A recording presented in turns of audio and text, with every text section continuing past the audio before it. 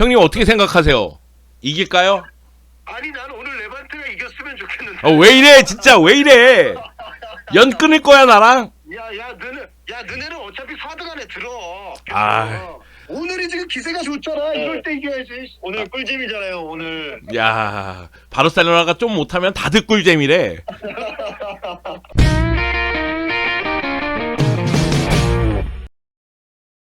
주간 꿀에 이제는 승리가 익숙합니다.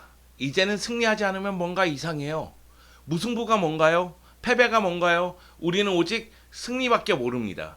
네, 바르셀로나가 레반테하고의 라리가 31라운드 경기에서 3대2로 승리를 거뒀습니다. 이로써 바르셀로나는 라리가 2위를 유지했습니다.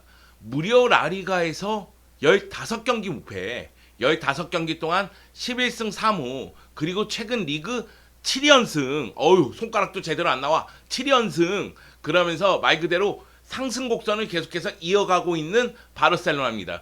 놀라운 사실은 사비 감독이 부임한 다음에 바르셀로나가 라리가에서 패배는 단 1패밖에 없다는 것. 네, 사비 감독이 부임한 다음에 라리가에서 바르셀로나는 18경기 치르는 동안 13승 4무 1패를 기록했습니다. 말 그대로 엄청난 상승세죠. 물론 주중에 펼쳐진 프랑크푸르트하고의 유로파리그 8강 1차전에서 아쉬움이 컸어요. 그 경기에서 상대 선수가 퇴장을 당했음에도 불구하고 1대1 무승부로 막을 내렸습니다. 먼저 선제골을 내줬지만은 페란 토레스의 동점골로 1대1 무승부를 거두는 모습이 나왔거든요. 2차전에 대해서는 기대를 해야 될 것 같습니다. 그 경기도 그렇고 이 경기도 그렇고 사실은 경기 내용은 좋다고 말하긴 어렵습니다. 그렇지만은 역시 이런 경기에서 승리를 거둬야지만 상위권에 위치할 수가 있고 우승을 노릴 수 있는 건 아니겠어요? 전반기에는 이런 경기는 말 그대로 안 좋게 끝나는 경우가 많지 않았습니까? 한준희 해설위원이 그런 얘기를 했더라고요. 쿠만 감독 시절에는 시작이 좋지 못하면 끝도 좋지 못했다. 그런데 이 경기 시작이 좋지 못했지만은 끝은 좋았다. 레반테를 상대로 역전승을 거뒀다. 이런 이야기를 드리고 싶습니다. 레반테 입장에서는 좀 아쉽죠. 왜냐면은 잡을 수 있는 경기였잖아요. PK를 3개나 받았잖아요. 그럼에도 불구하고 PK 하나를 놓치면서 결국 2대3으로 역전패를 당하는 모습이 나왔는데요. 레반테 같은 경우에는 현재 라리가 19위에 위치하고 있습니다. 17위 마요르카하고 승점 7점 차니까 지금 강등이 유력한 상황인데 레반테로서는 남은 경기들에서 분위기를 바꿔야 되고 그리고 반드시 잔류를 위해서 승점을 획득해야 될 것으로 보입니다. 자, 그러면은 경기 내용으로 넘어갈까요?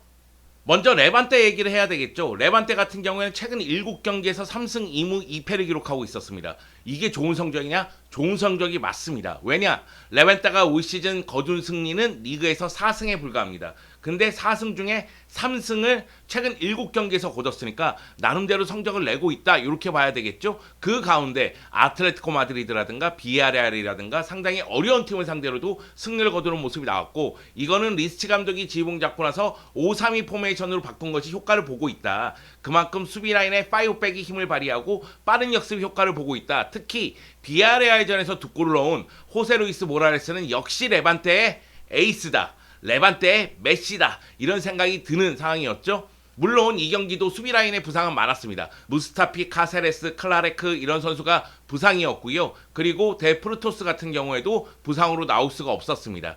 리스치 감독 같은 경우에는 5-3-2 포메이션을 유지하고 최전방의 득점력이 뛰어난 로에르 마르티와 팀의 에이스인 호세 루이스 모라레스를 배치하면서 역습으로 경기를 풀고자 노력을 했고요. 전반전 경기 내용으로 봤을 때는 레반테 입장에서는 골을 넣지 못한 게 아쉬웠죠. 특히 호세 루이스 모랄레스가 바르셀로나 만날 때마다 진짜 강한 모습을 보여줬거든요. 이번에도 마찬가지였습니다. 전반전에 중앙을 뚫고 들어오는 드리블과 침투는 정말로 무서웠어요. 그런 모습이 나왔고 후반전 들어서는 호세 루이스 모랄레스가 PK로 선제골을 넣기도 했죠.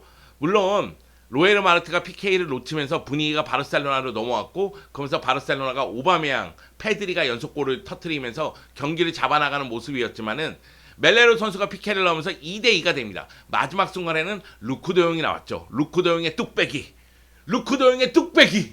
정말 대단한 헤더가 나오면서 경기는 바르셀로나의 3대2 승리로 끝났지만은 레반테 입장에서는 굉장히 아쉬웠다. 전반전 경기 내용으로 봤을 때는 레반테가 훨씬 더 날카로운 모습이 많았고 바르셀로나가 중원을 장악하지를 못했다. 중원을 조율하지를 못했다. 이런 생각이 들었습니다. 그 가운데 바르셀로나 수비수들은 PK를 계속 내주는 모습이었죠. 알베스, 에릭 가르시아, 런글레가 차례로 반칙을 범하면서 PK를 무려 3차례나 내줬습니다. 테오 슈테겐의 활약이 있지 않았다면 이 경기는 그대로 무너질 수도 있는 경기였습니다. 자, 바르셀로나 얘기를 좀 돌아가서 해볼까요? 바르셀로나 같은 경우에는 선발 라인업, 특히 미드필드 라인과 수비 라인의 변화가 있었습니다. 미드필드 라인에 니코를 선발 출전시키면서 페드리나 가비에게 휴식을 주는 모습이었고요. 수비 라인에는 피케가 부상이에요. 데스트도 부상이죠. 그러다 보니까 에릭 가르시아 아라오가 중앙 수비를 책임졌고 알바와 알베스가 좌우 측면을 책임졌습니다. 근데 이 경기에서 알베스가 역시 나이는 속일 수 없다. 기동력, 스피드에서 문제를 드러내면서 수비 쪽에서 오른쪽 라인이 뚫리는 모습이 있었고요. 특히 이 부분 때문인지 몰라도 호세 루이스 모랄레스가 왼쪽 측면, 즉 알베스가 있는 측면으로 빠져서 공격을 전개하는 횟수가 굉장히 많았습니다. 아라오가 커버를 하고자 노력을 했지만 상당히 어려운 장면이 많았죠. 자, 그리고 또 한 가지, 중원에서 프랭키 더용하고 니코가 확실하게 압박이라든가 장악을 못 해줬어요. 그러다 보니까 레반테 입장에서는 역습의 속도가 굉장히 빠른 모습이 전반전에 나왔거든요. 이런 모습 때문인지 모르겠지만 두 선수는 결국 후반전에 교체가 됩니다. 프랭키 더용은 나름대로 많이 움직였다는 생각이 드는데 니코는 걱정스러워요. 페드리와 가비의 성장 속도에 비해서 니코의 성장 속도는 너무 더디다. 그런 생각이 들거든요.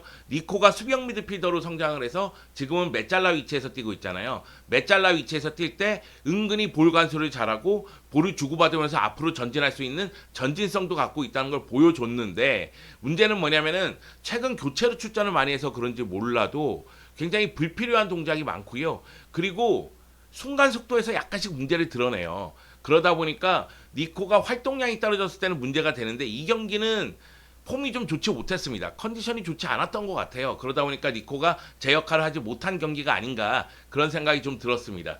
자, 후반전 얘기를 좀 드리자면은 PK로 실점하는 가운데 테오 슈테겐이 두 번째 PK, 로에르 마르티의 PK를 막아냈죠. 그러면서 선수 교체가 단행이 됩니다. 니코하고 프랭키 도용이 나오고 페드리하고 가비가 들어가기 시작하면서 분위기가 확 바뀌죠.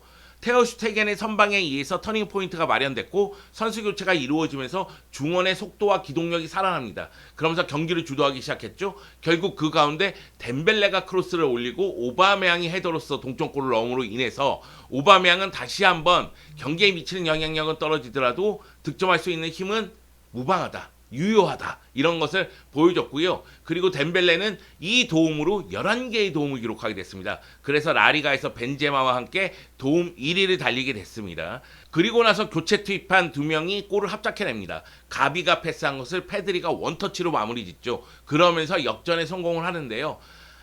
런글레가 교체 투입이 됐는데 런글레가 들어가자마자 반칙을 하면서 페널티킥을 또 내줘요. 그게 있잖아요. 지금 피케가 부상이고 피케가 4월 말쯤에 돌아온다는 얘기가 있으니까 다음 프랑크푸르트전 같은 경우에는 결국에는 중앙 수비 라인을 런글레, 에릭 가르시아로 할 가능성이 있죠. 왜냐면 데스트도 부상이고 알베스는 유로파리그에 나갈 수 없으니까 아라우를 오른쪽으로 돌릴 가능성이 있잖아요. 그런 측면에서 생각했을 때는 런글레가 잘해줘야 되거든요. 런글레가 좀 아쉬움이 있어요. 근데 다음 프랑크푸르트전에서 좀 잘하는 모습이 나오면서 카디스전도 아마 런글레가 나올 겁니다. 아라우가 이 경기에서 카드를 받음으로 인해서 카디스전에는 경고 누적으로 나올 수가 없습니다. 그러면은 결국은 피케가 부상이고 아라우가 징계로 못 나온다면 에릭 가르시아, 런글레가 나올 가능성이 있잖아요. 그래서 저는 이 경기에서 런글레가 자신감을 좀 회복하기를 바랬었는데 피케를 내주는 수비를 하면서 약간 흔들리는 모습이 있지 않았나 그런 생각이 들었습니다. 여하튼 그러면서 2대2로 경기가 끝날 것 같을 때쯤에 루크 도용이 84분에 들어갔거든요. 그리고 나서 추가 시간까지 고려한다면 약 10분 정도를 뛰었어요. 근데 루크 도용이 추가 시간에 뚝배기로 헤더로 골을 넣었습니다. 알바가 올린 것을 루크 도용이 움직이면서 끊어서 헤더하는 모습이 있었죠. 그러면서 이 경기는 바르셀로나의 3대2 승리로 막을 내리게 됩니다. 레반테가 굉장히 잘한 경기였지만 결국은 바르셀로나가 승리를 가져오게 됐죠. 자, 양팀 감독들의 인터뷰를 한번 볼까요? 레반테의 리스치 감독은 굉장히 아쉬움을 토로했습니다. 그럴 수밖에 없죠. 승리할 수 있는 경기였거든요. 우리에게 좋은 순간이 있었고 스코어가 그것을 증명한다. 페널티킥이 선언되면 골로 연결해야 된다. 이 얘기는 뭐냐면 로르에 마르티의 이 페널티킥 실축이 매우 컸다. 거기서 골을 넣었으면 2대 0이 되면서 경기를 완전히 끌고 갈 수가 있었는데 거기서 실축함으로 인해서 분위기를 넘겨줬기 때문에 결국 바르셀로나가 골을 넣을 수 있는 상황이 마련이 됐거든요. 아마 이 부분에 대한 아쉬움이 제일 컸을 것 같습니다. 이 경기에서 결국 패배하면서 19위에 머물고 있잖아요. 여전히 강등권이고 강등이 유력한 상황이기 때문에 위기에 처했다고 볼 수가 있는데 바로 그런 얘기를 하더라고요. 우리는 오늘 휴식을 취하고 내일부터 다시 시작해야 된다. 우리의 위치를 고려할 때 지금 멈출 수는 없다. 우리는 승리하기 위해서 그라나다로 가야 되고 그리고 가능하다면 오늘보다 조금 더 운이 따랐으면 좋겠다. 그 얘기는 그라나다전에서 승리하고 싶다. 이 이야기로 보입니다. 자, 반면에 바르셀로나의 사비 헤난데스 감독은 승리를 거뒀잖아요. 근데 경기 내용이 좋지를 못했거든요. 아마 이런 부분을 의식해서 인터뷰를 한 것으로 보입니다. 우리는 훌륭한 경기 내용을 보여주지를 못했다. 하지만 중요한 승점 3점을 획득하는데 성공을 했다.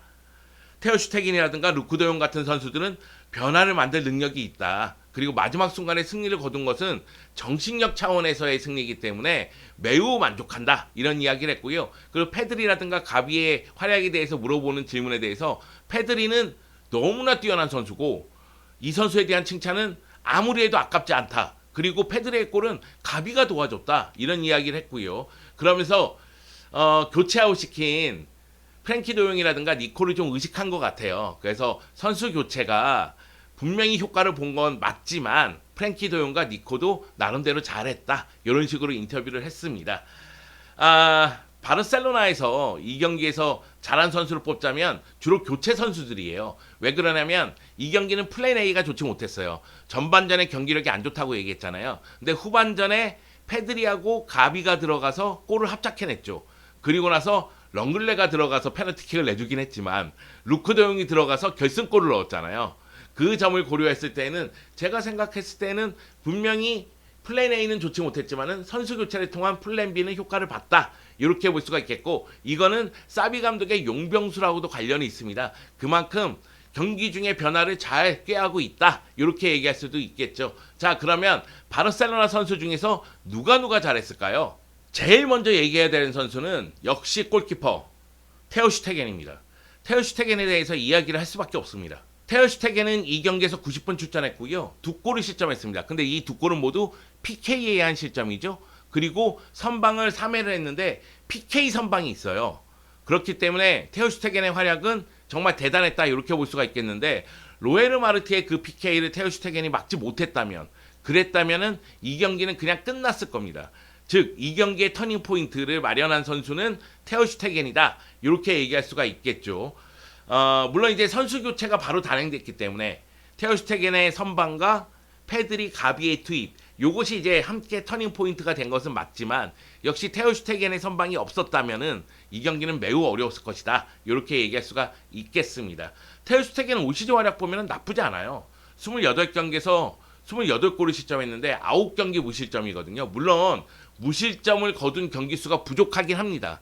근데 28경기에서 28골 실점했다? 이건 나쁜 기록은 아니죠. 다만 올 시즌 전반기라든가 최근까지 어처구니 없는 실수가 몇 차례 섞이면서 이 테오 슈테겐에 대한 평가가 많이 낮아진 것도 사실이죠. 근데 테오 슈테겐이 자신의 플레이를 보여준다면 바르셀로나의 넘버원 골키퍼는 테오 슈테겐 아니겠어요? 그 점을 고려했을 때에는 테오 슈테겐이 제 실력을 발휘할 수 있겠다 이런 생각이 들더라고요. 테오 슈테겐 힘내. 넌 할 수 있어. 넌 우리의 넘버원 골키퍼야. 자, 두 번째 얘기할 선수는 페드리입니다. 페드리. 이 경기는 정말 페드리 유무가 얼마나 경기에 많은 영향을 미치는지 나타난 경기였어요. 페드리가 교체 출전한 다음에 분위기가 완전히 바뀌는 모습이에요. 물론 이제 가비와 함께 출전했기 때문에 이것은 시너지 효과라고 봐야 되겠지만 페드리의 존재감은 정말 컸습니다. 페드리가 34분 출전했는데 슈팅 하나, 유슈팅 하나, 그리고 한 골 넣었습니다. 패스 성공률이 86%고요. 볼 경합에서 3회나 성공을 했더라고요. 올 시즌 페드리가 공식 21경기에서 5골 1개의 도움을 했습니다. 물론 리그에서는 3골 1개의 도움이에요. 그런데 페드리가 전반기 날리고 부상으로 그리고 돌아와서 경기한 출전수를 봤을 때 페드리의 득점력이 향상되고 있다는 느낌은 들거든요. 왜 그러냐면 페드리의 기록을 봤을 때 페드리는 최근 공식 5경기에서 3골 넣었어요. 근데 이전에 46경기에서 3골이었거든요. 그러니까 페드리의 득점력이 최근 들어서 상승하고 있다.